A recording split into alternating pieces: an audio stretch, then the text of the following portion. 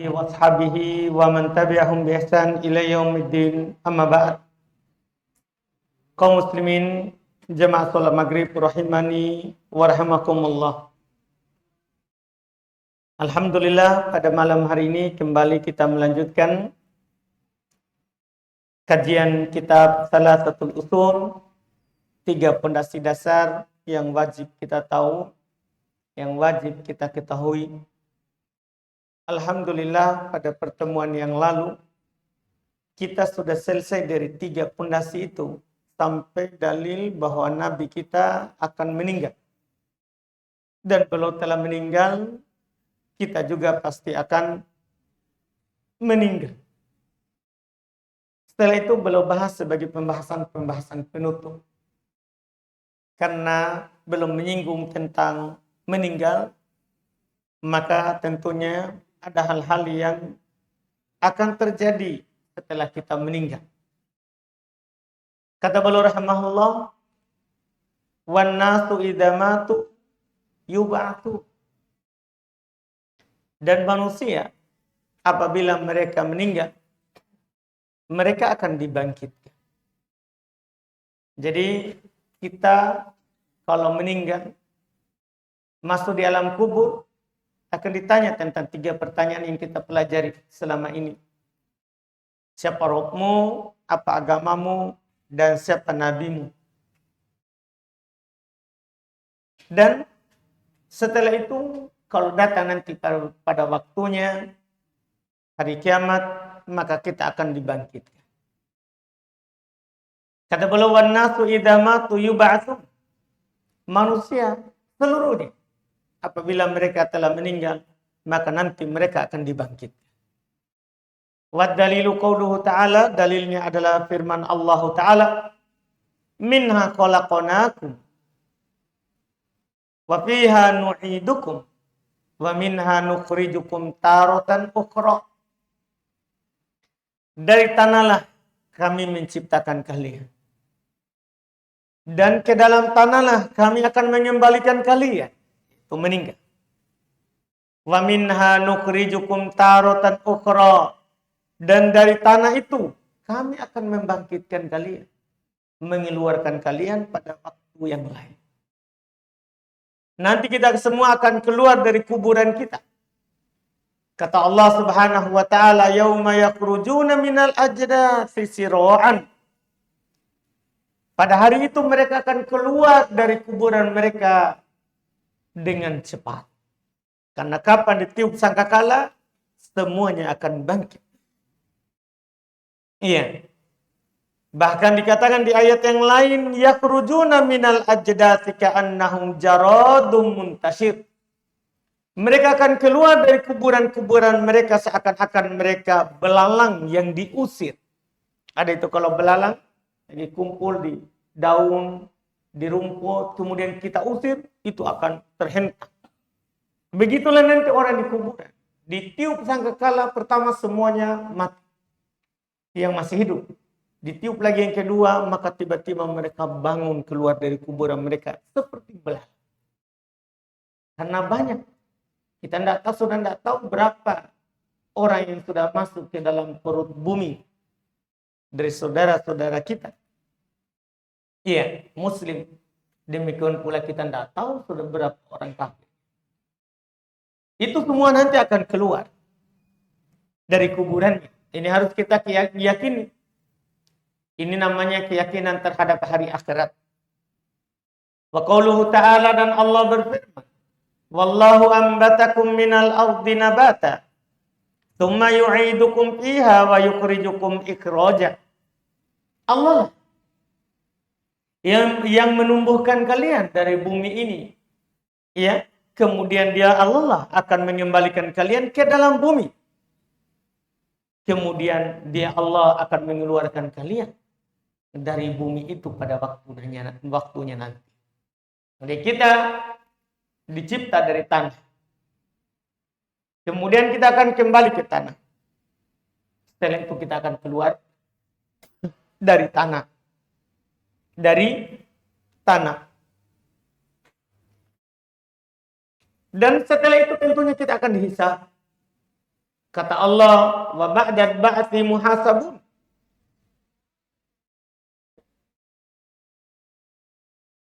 Setelah kita dibangkitkan, kita akan dihisab. Kita akan ditanya. Iya. Wa majzun dan akan dibalas bi a'malihim dengan amalan-amalan mereka. Iya. Kita akan dihisab. Kata Allah, kata beliau, dalilu qauluhu ta'ala, dalilnya adalah firman Allah. Walillahi ma fis samawati wa ma fil ardh. Hanya milik Allah lah apa yang ada di langit dan apa yang ada di bumi. Liyajziyal ladzina asa'u bima amilu. Untuk Allah balas orang-orang berbuat jahat dengan sebab amalan mereka. Wa yajziyal ladzina ahsanu bil husna, dan Allah membalas orang-orang yang berbuat baik dengan surga. Dengan surga. Kata Allah, fa amma man utiya kitabahu biyamini. Adapun orang-orang yang diberikan kitabnya dengan tangan kanannya, fasaufa yuhasabu hisaban yasira. Dia akan dihisab dengan hisab yang ringan. Wa yanqalibu ila ahlihi masrura. Dia akan kembali kepada keluarganya dalam keadaan berbahagia. Semua amalan akan ditimbang. Yang berat amalan kebaikannya itulah yang beruntung. Yang ringan itulah yang merugi. Kata Allah, faman sakulat mawazinuh fa ulaika humul muflihun. Wa man khaffat mawazinuh fa ulaika alladziina khasiru anfusahum. Siapa yang berat timbangan kebaikannya, maka mereka itulah yang beruntung. Dan siapa yang ringan timbangan kebaikannya, maka mereka itulah yang merugikan diri mereka sendiri. Kita akan dibalas dengan amalan yang pernah kita lakukan. Ini harus kita yakini. Tidak boleh kita ingkar. Kita akan meninggal, kita akan ditanya dalam kubur, dan kita akan dibangkitkan. Dan setelah itu kita akan ditanya tentang apapun yang kita lakukan. Tidak boleh kita kafir terhadapnya, karena ini rukun iman.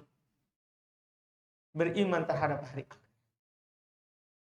Makanya perlu berkata, waman kadzdzaba bil ba'tsi kafar. Siapa yang kafir akan adanya hari kebangkitan, dia kafir. Wad dalilu qauluhu ta'ala, dalilnya adalah firman Allah Ta'ala. Za'amal ladzina kafaru an la yub'atsu.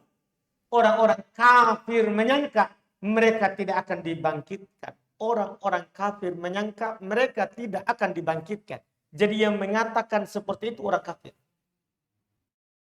Qul, katakan Muhammad, bala wa rabbi latub'atsunna.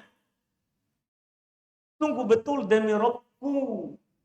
Allah perintahkan nabinya untuk bersumpah. Sungguh mereka akan dibangkitkan. Tsumma latunabba'unna bima amiltum. Kemudian kalian akan dikabarkan terhadap apa yang kalian lakukan.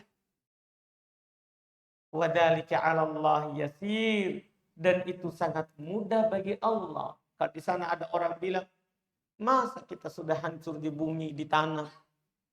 Karena kalau kita gali kubur, orang sudah hancur. Masa kita dibangkitkan? Mudah bagi Allah. Kamu sebelumnya tidak ada, Allah adakan. Nah, membangkitkan yang ada itu lebih mudah. Membangkitkan yang sudah ada itu lebih mudah. Itu lebih mudah bagi Allah Subhanahu wa ta'ala. Maka tidak boleh kita mengingkari yang namanya beriman terhadap hari kebangkitan. Dan ini kita sudah tegaskan di waktu kita membahas rukun iman. Rukun iman. Kemudian kata beliau, wa arsalallahu jami'ar rusul. Dan Allah Subhanahu wa ta'ala mengutus seluruh rasul, mubasysirin wa mundzirin. Ini tugas dua. Memberi kabar gembira dan memberi peringatan. Jadi bukan hanya memberi peringatan, melarang dari yang mungkar. mengabarkan tentang neraka. Tidak. Nabi juga, para rasul dan para nabi Allah juga memberikan kabar gembira tentang surga dan kenikmatan. Wa dalilu qauluhu ta'ala, dan dalilnya adalah firman Allah bahwa tugasnya Rasul itu adalah memberi kabar gembira, juga memberi peringatan. Rusulan mubasyirina wa mundirin. Pada Rasul yang Allah utus, tugas mereka adalah mubasyirin, memberikan kabar gembira, wa mundirin, dan memberikan peringatan. Li'alla yakuna linnasi 'alallahi hujjah ba'da rusul, supaya manusia tidak punya lagi hujjah di hadapan Allah setelah diutus kepada mereka Rasul. Tidak ada lagi nanti ucapan, tidak diutus kepada kami Rasul. Sehingga nanti kita ketika ditanya, apakah belum datang kepada kalian seorang Rasul? Maka kita akan menjawab, betul sudah. Karena tidak ada lagi hujjah bagi kita untuk mengingkarinya. Wa kana Allahu azizan hakima, dan Allah maha perkasa lagi maha memiliki hikmah dalam semua perbuatannya. Wa awwaluhum Nuh. Rasul yang pertama ada Nuh, adalah Nuh alaihi salatu wassalam. Wa akhiruhum Muhammad, dan Rasul yang terakhir dari kalangan mereka adalah Muhammad sallallahu alaihi wa ala alihi wasallam. Wa dalilu anna awwalahum Nuh. Dalil bahasanya Rasul pertama adalah Nabi Nuh alaihi salatu wassalam. Qauluhu ta'ala adalah firman Allah Ta'ala. Inna auhayna ilaik. Sungguh kami mewahyukan kepadamu wahai Muhammad. Kama auhayna ila Nuhin. Sebagaimana kami wahyukan kepada Nuh. Wan nabiyyina min ba'di, dan para nabi setelahnya. Jadi disebutkan yang pertama adalah Nuh, setelah itu nabi dan rasul setelahnya. Iya. Ini yang menunjukkan bahwa beliau adalah rasul pertama yang diutus oleh Allah Subhanahu wa taala. Dan wa kullu ummatin ba'atsallahu ilaihim rasula. Setiap umat Allah Subhanahu wa taala mengutus kepada mereka seorang rasul. Tidak ada satu umat pun kecuali ada rasul diutus. Allah berfirman, "Wa laqad ba'atna fi kulli ummatin rasula." Sungguh kami telah mengutus pada setiap umat itu seorang rasul. Ani ibudullaha wajtanibut tagut. Semuanya menyeru kaumnya, hendaklah kalian menyembah Allah dan tinggalkan yang namanya tagut. Jadi seluruh umat, tidak ada satupun dari generasi umat kecuali pasti telah diutus oleh Allah kepada mereka seorang rasul. Min Nuhin, mulai dari Nabi Nuh, ila Muhammadin, kepada sampai Muhammad sallallahu alaihi wasallam. Ya'muruhum bi ibadatillahi wahdah. Ajakan mereka kepada umatnya, perintah mereka kepada umatnya adalah supaya mereka beribadah kepada Allah saja. Wa yanhahum an ibadatit taghut. Semua nabi dan rasul Allah melarang umatnya untuk menyembah taghut. Nanti akan datang siapa itu taghut. Wa dalilu qauluhu ta'ala, dan dalilnya adalah firman Allah Ta'ala. Wa laqad ba'atna fi kulli ummatin rasula. Sungguh kami telah mengutus pada setiap umat seorang rasul. Ani ibudullaha wajtanibut tagut. Ini perintahnya. Sembahlah Allah, jauhi tagut. Iya. Maka waftaradallahu ala jami'il ibadah. Allah wajibkan kepada seluruh hamba al-kufra bit tagut wal imana billah. Untuk kafir terhadap tagut dan hanya beriman kepada Allah. Apa itu tagut? Qala Ibnul Qayyim rahimahullah. Berkata Ibnul Qayyim rahimahullah, makna tagut, arti tagut yang Allah wajibkan untuk kita tinggalkan. Ma tajawaza bihil abdu hadda. Togut itu adalah apa yang dengannya seorang hamba melampaui batasannya sebagai hamba. Tadinya dia hamba, malah dijadikan Tuhan. Itu dibilang togut. Min ma'bud, apakah itu dari yang disembah? Au matbu, atau yang diikuti.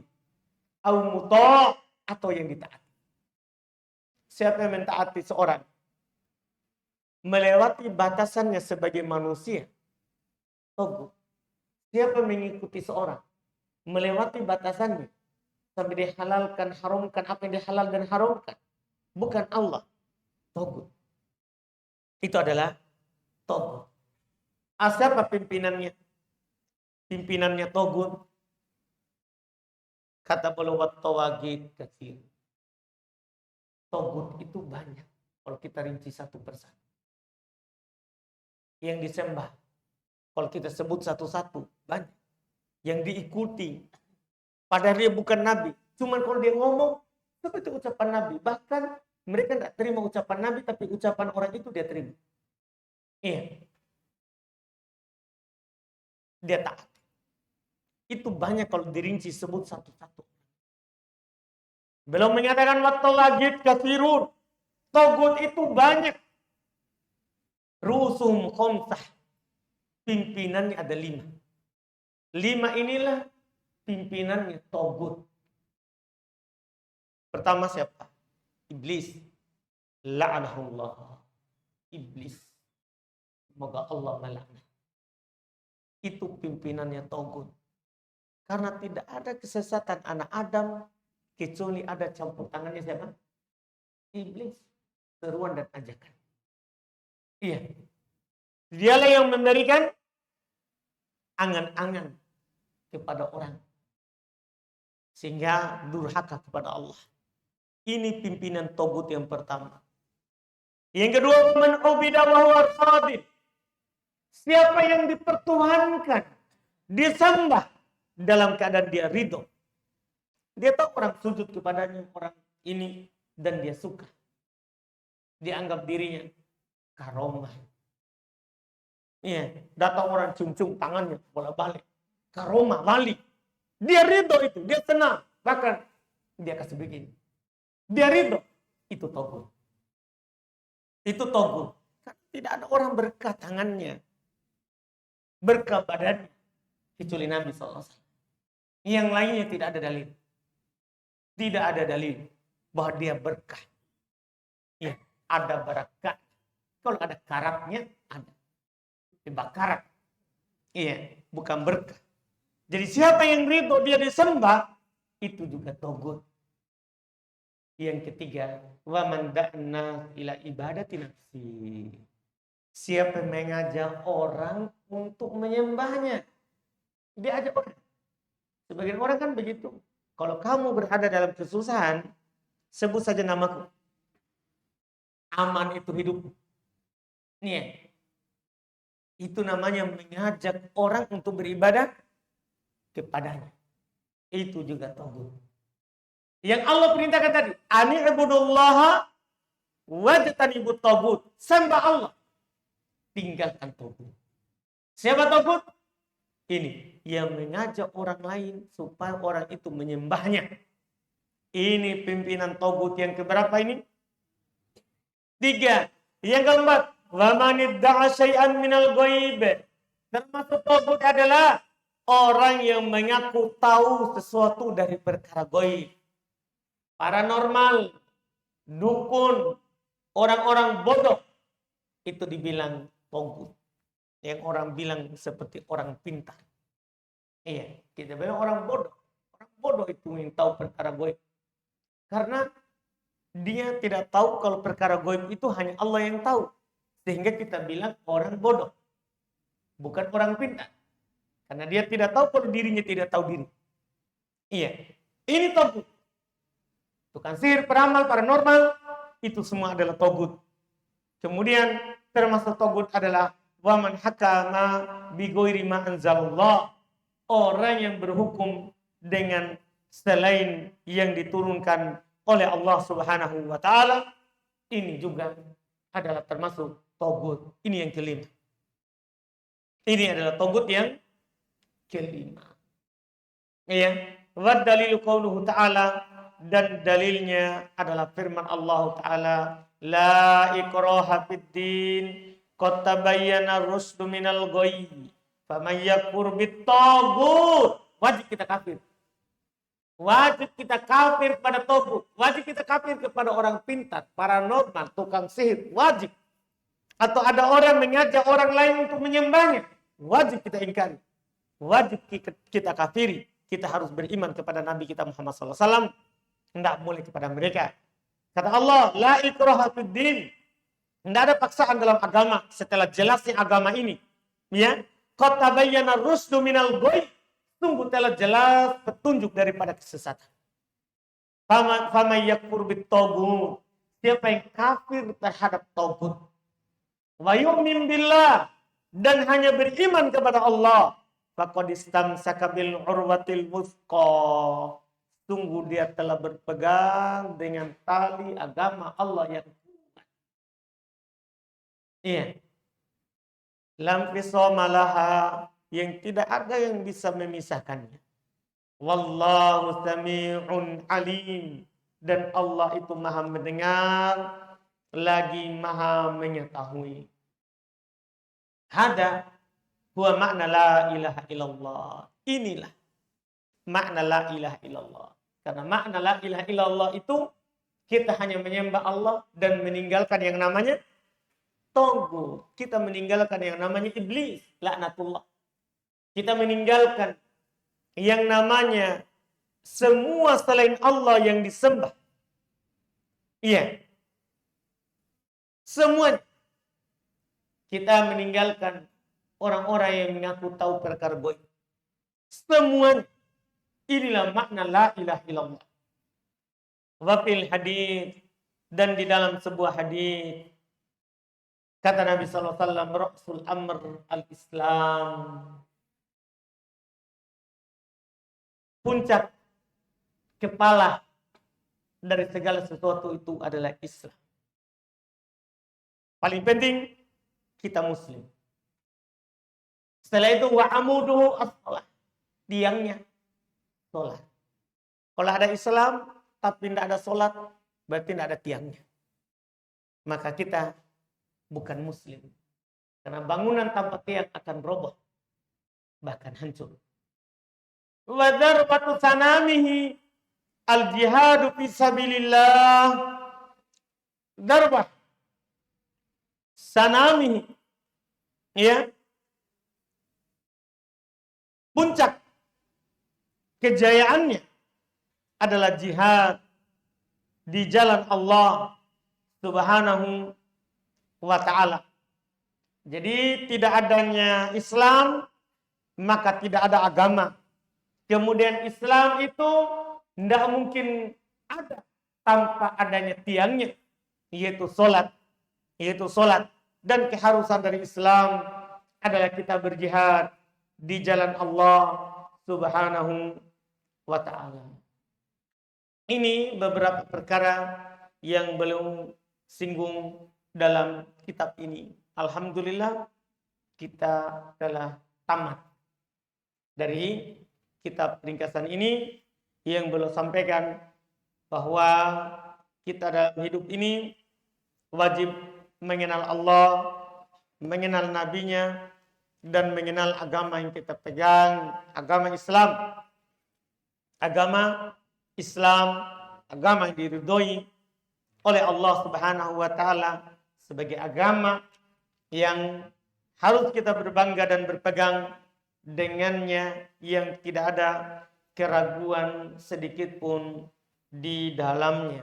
Alhamdulillah kita telah tamat, dan insyaallah ta'ala di pertemuan akan datang kita tentunya akan melihat apa yang kita akan bahas di kajian tempat ini. Insyaallah ta'ala nanti kita pikirkan dan kita akan memulainya langsung insyaallah setelah nanti ada yang kita pilih dari buku-buku yang diwariskan oleh ulama kita dalam pembahasan tauhid.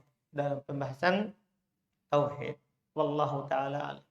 Kalau ada pertanyaan, fadhal.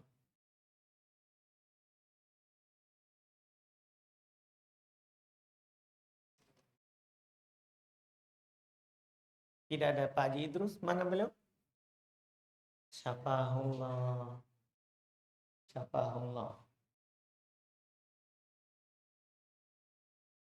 Kalau tidak ada kita tutup, karena tidak bisa kita lanjut, karena tamat. Insya Allah pekan depan baru lanjut lagi dengan buku yang lain. Insya Allah kita masih pikirkan dulu nanti apa yang kita.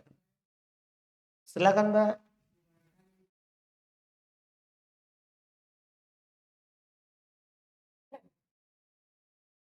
Saya sering mendengar bahwa di dalam berwudu itu saya berpendapat bahwa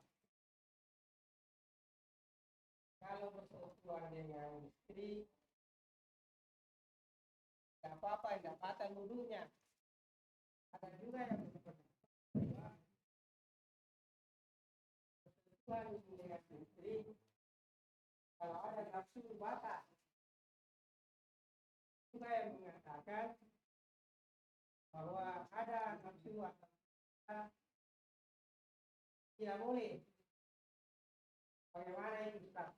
Penjelasan supaya kita lebih, karena yang sekecil itu saja kalau kita sering lalai maka sia-sialah salah kita. Makalah tuduh kita ini karena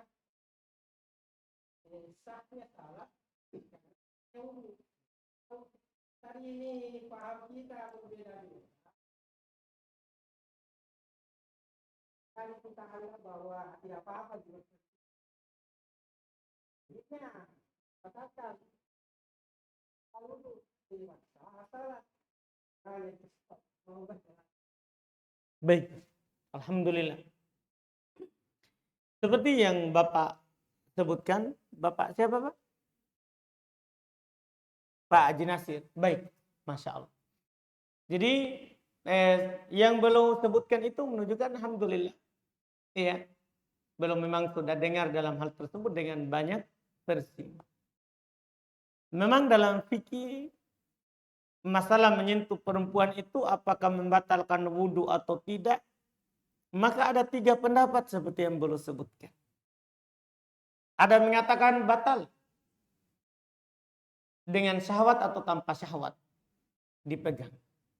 Ada mengatakan juga tidak batal. Ya. Ada mengatakan batal, syahwat atau tidak batal. Ada mengatakan lagi lawannya tidak batal. Tidak batal. Iya. Mau syahwat atau tidak, pokoknya tidak batal. Ada juga mengatakan dirinci. Ini pendapat ketiga. Kalau dengan syahwat batal, kalau tidak pakai syahwat tidak batal. Dari 3 pendapat ini, masing-masing punya alasan. Punya alasan. Pendapat pertama yang kita sebutkan tadi, bahwa dia adalah membatalkan wudhu berdalil dengan firman Allah Subhanahu wa taala ketika menyebutkan pembatal wudhu.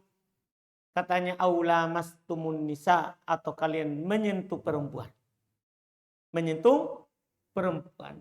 Sementara yang mengatakan tidak batal wudhunya karena Nabi sallallahu alaihi wasallam pernah sholat, ya, dan di arah sujud ada kakinya Aisyah.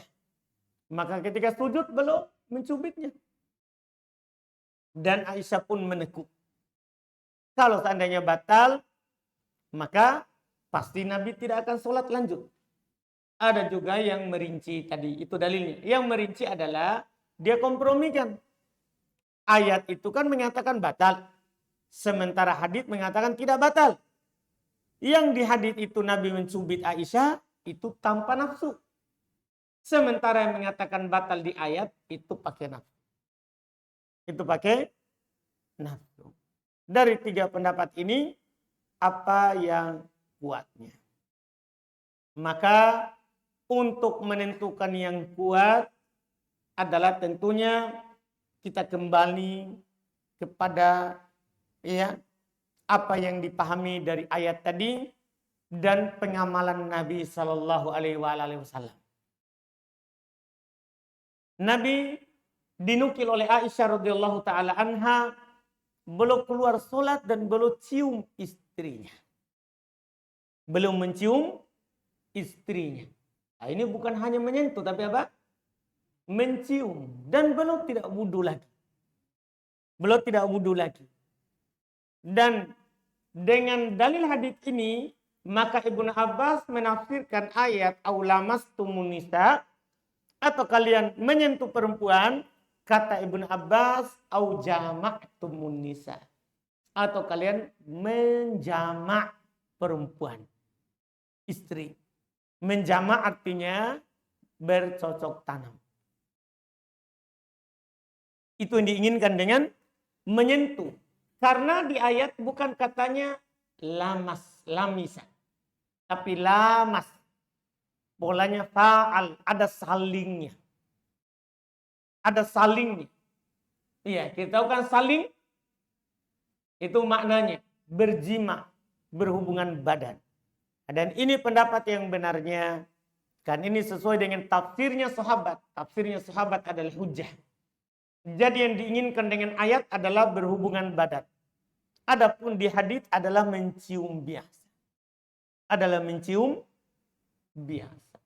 Maka disimpulkan menyentuh perempuan tidak membatalkan wudhu. Kecuali saat menciumnya ada keluar sesuatu dari bawah, batal. Bukan karena mencium, tapi memang apa yang keluar dari dua jalur itu membatalkan wudhu. Apapun itu. Itu wallahu a'lam, Pak. Yang kuatnya, paling pertengahan.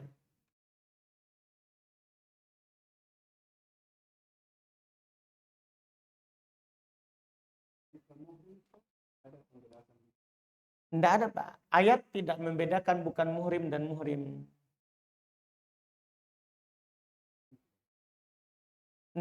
Tidak ada orang bilang begitu. Tidak ada ayat tidak membedakan. Dia di situ dibilang menyentuh perempuan. Bukan muhrim, Pak, mahram. Kalau muhrim itu orang yang berihram, yang lagi umroh atau haji itu dibilang muhrim. Adapun perempuan mahram.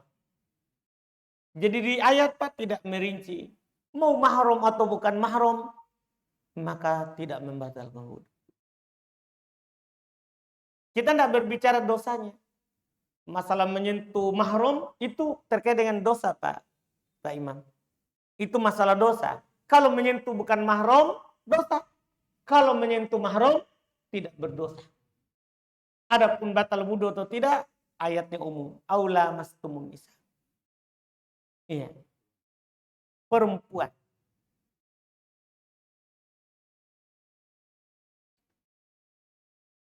Sadar? Silakan. Apa hukumnya jika kita memberikan penawaran di atas yang telah disepakati oleh saudara kita? Misalkan orang jual beli. Ada contoh dunia. Nah, ada si B telah melakukan jual beli. Sekitar mungkin Rp5.000. Nah, datang kita sebagai yang ketiga, tawarkan untuk beli minyak kepada si A dengan harga yang lebih baik, lebih mahal. Yang akhirnya mungkin berakibat si A pindah ke B dan menyebabkan si B tidak boleh. Kata Nabi SAW, la tabi' ala bai' akhi. Jangan kamu menjual atau membeli atas jual beli saudara. Kalau saudaramu sudah penawaran, jangan masuk. Tidak boleh. Kecuali nanti dia sudah batalkan, baru boleh. Dia batalkan dengan sendiri, harga tidak cocok. Bukan karena kita yang pengaruhi. Kalau itu berdosa, karena masuk dalam larangan. Tidak boleh menjual atas jualan saudara kita. Tidak boleh melamar atas lamaran saudara kita. Saudara sudah masuk melamar, kita pergi melamar. Yang menawarkan uang panai lebih mahal. Tidak boleh. Sama semuanya.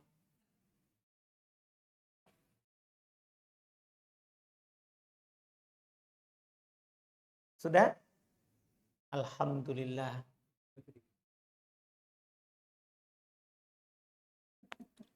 Ini masalah di lisan itu. Apakah itu berlaku karena saya dengar banyak berwarna biru. Setelah kita tinggalkan kubur ada bilang ada bilang yang kubur berlaku. Pertanyaan juga, apabila dalam salat kita semua pertanyaan itu marabbuka man nabiyyu ma imamuka ma kita. Kita kalau bagus, kalau kita yang menjawab, karena dalam salat itu semua sudah ada di dalam. Sudah ada. Nabi kita mengucapkan syahadat, kiblat kita menghadap kiblat, imam ada Al-Quran, Allahu Akbar kan sudah. Ya, bahwa setelah kita tinggalkan ini pengangkat kuburan, kami kembali ini semai, bahwa dan memang bisa memang penjelasan bahwa kamu akan. Baik. Terkait dengan orang yang dikubur dan kapan akan ditanya, itu adalah ketika orang-orang mengantarnya sudah kembali. Tidak ada disebutkan berapa langkah bilangannya. Penting kalau sudah bunyi sandal mereka untuk kembali, maka disitulah dia akan ditanya. Tidak ada dibilang 7 langkah, 8 langkah, jangan sampai nanti dihitung baru. Jangan pergi supaya tidak ditanya. Itu kan masalah nanti lagi. Ya kan ada di sana orang mengatakan ini kuburan syaitan. Dia belum ditanya oleh malaikat ini. Kenapa? Tidak pernah berhenti orang sini. Tidak. Iya. Setelah dikuburkan itu pasti. Iya kalau orang-orang sudah menutup kuburannya sudah ditanya. Tidak harus berapa langkah, tidak ada dalil. Tidak ada dalil. Kemudian katanya yang tadi yang menjawab pertanyaan kita adalah sholat. Tidak. Itu di akhirat. Di akhirat itu baru ada dalilnya. Awwalu ma yus'alu bihil abdu yaumal qiyamah as-sholat. Awal ma yuhasabu bihil abdu yaumal qiyamah as-sholat. Awal nanti yang dihisab, ditanya seorang hamba pada hari kiamat bukan dikubur. Adalah sholat. Itu nanti di hari kiamat. Adapun dikubur, datang dalam hadis bahwa seorang kalau meninggal dalam hadits Al-Bara' bin Azib, kalau sudah ditutup kuburannya akan datang 2 malaikat. Dia mendudukannya dan bertanya, "Man rabbuk?" Siapa Rabbmu? "Wa man nabiyyuk?" Siapa nabimu? "Wa madinuk?" Dan apa agamamu? Itu yang ditanya, bukan sholat. Sholat nanti di hari kiamat. Adapun dalam kubur 3 ini saja. Nabi yang mengatakan seperti itu. Dia akan ditanya, siapa nabimu, apa agamamu, siapa Rabb. Iya, walaupun betul di sholat itu sudah ada semua. Betul. Tapi di sini yang ditanya jelas, bukan sholat. Bukan sholat, tapi Rabbmu siapa? Agamamu apa? Nabimu siapa? Itu Pak, jelas. Jadi dalil itu adalah tidak boleh kita bilang maknakan yang lain. Bilang, kan itu ada semua di sholat. Betul ada semua. Tapi ini kan di sini tidak dikatakan ditanya sholat. Tapi yang ditanya, siapa Rabbmu? Apa agamamu? Siapa Nabi? Seperti itu Pak.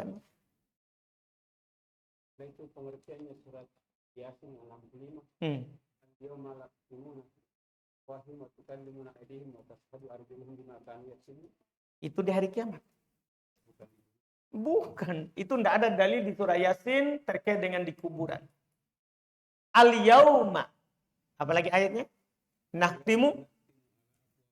Pada hari ini, hari kiamat. Kami akan menutup mulut mereka. Ya kan? Terus setelah itu. Dan yang berbicara tangan mereka di hari kiamat. Al-yaum di situ, hari kiamat. Kalau di kuburan, kenapa Allah tidak bilang kuburan? Cuma 3 pertanyaan. 3 pertanyaan. Makanya kalau dia berhasil menjawab, diluaskan kuburannya. Tidak ada lagi pertanyaan lain. Kan hisab itu di akhirat, Pak. Bukan di alam kubur. Hisab itu ketika kita bangkit. Iya, itu kan tadi itu saat hisab, Pak. Tidak bisa berbicara mulut, tapi yang berbicara adalah tangan. Iya. Dan yang disebutkan di ayat itu. Kaki dan semua. Karena mereka tidak bisa berdusta. Jadi yang menjawab di kuburan Ustaz. Mulut. Bukan tangan. Dikunci mulut di kuburan. Belum. Mulut yang menjawab. Iya. Makanya dia bilang, dari mana kamu tahu? Saya baca kitabullah. Dia ngomong. Ya, satunya, kamu tidak tahu. Jadi masih mulut. Nanti di akhirat baru kaki, tangan semuanya bersaksi. Bahkan bumi nanti di akhirat akan bersaksi. Idza zulzilatil ardu, lihat ayat. Idza zulzilatil ardu zilzalah. Apabila ini bumi digoncangkan dengan segoncang-goncangnya. Ini hari kiamat. Hari kiamat. Apa ayat setelahnya lagi? Wa akhrajatil ardu aqolaha, dan bumi mengeluarkan yang berat di dalamnya. Manusia dan jin. Manusia dan jin. Setelah itu, dia akan mengabarkan beritanya. Nanti. Ya, adapun di alam kubur, itu saja yang ditetapkan.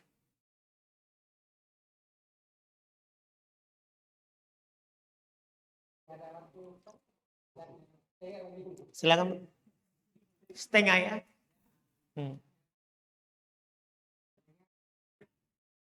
Orang yang meninggal dengan orang yang masih ada, hidup akhirat kan siapa?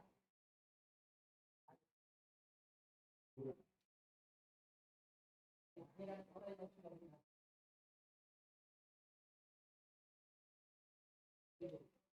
Ya,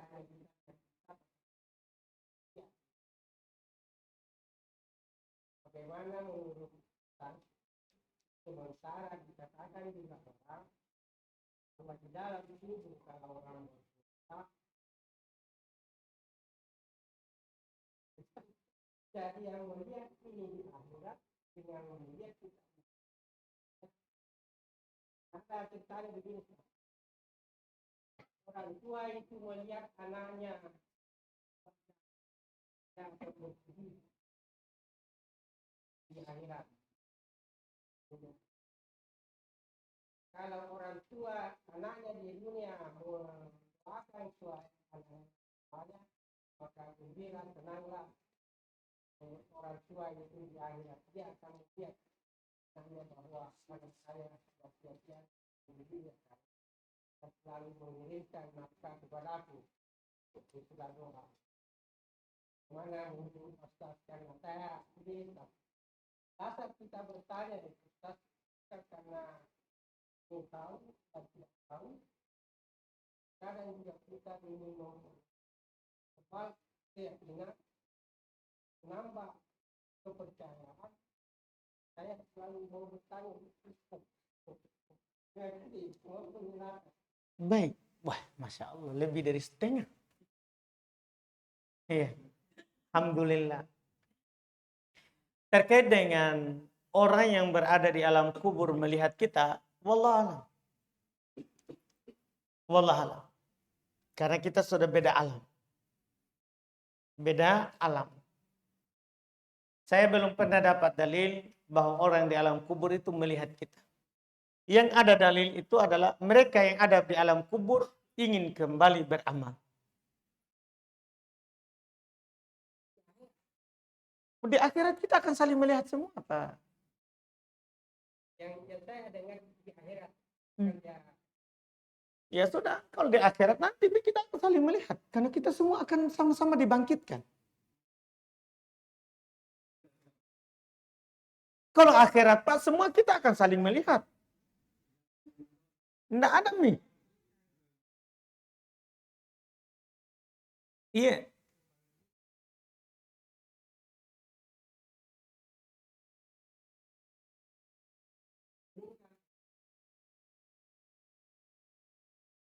biar kalau pindah ke orang lain. Betul Pak, namanya alam barzakh, alam kubur Pak. Iya Pak, karena itu awal negeri akhirat, bukan akhirat. Awal negeri akhirat adalah alam kubur namanya Pak, alam barzakh. Alam barzakh namanya Pak. Itu mungkin maksud. Kalau dibilang akhirat bukan alam kubur, semua kita nanti akan melihat. Masing-masing kita. Kalau alam kubur, gimana Pak? Dia masih bertahan di alam akhirat atau alam kubur? Kalau begitu,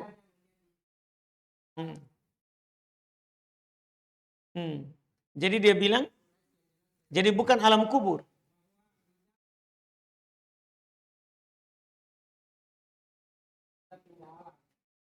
Betul Pak.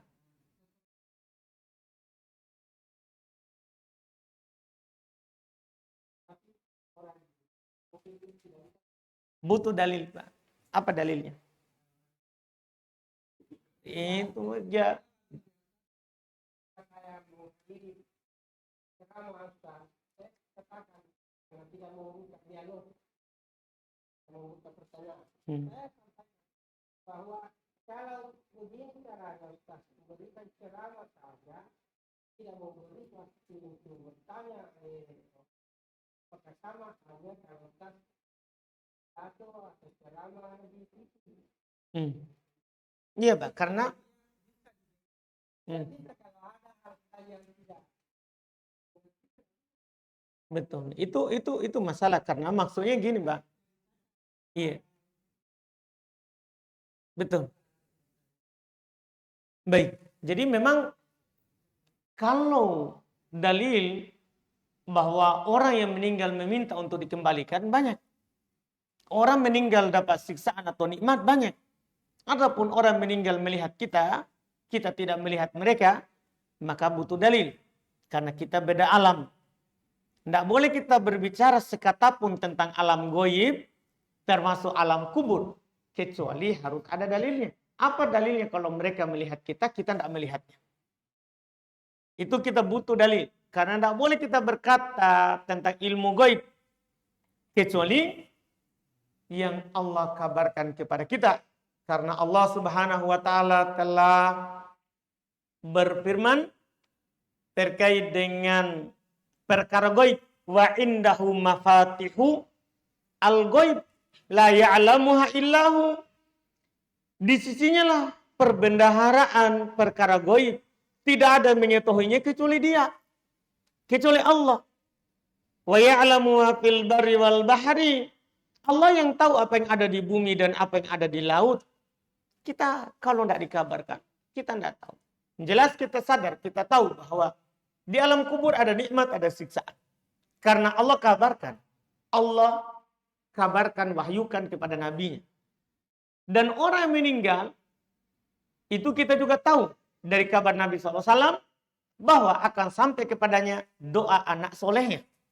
Akan sampai kepadanya sedekah jariahnya. Itu kan ada dalilnya. Adapun yang itu tadi, wallahualam kita tidak tahu. Iya, kalau Bapak tahu, alhamdulillah. Kalau saya tidak tahu. Oh, alhamdulillah. Berarti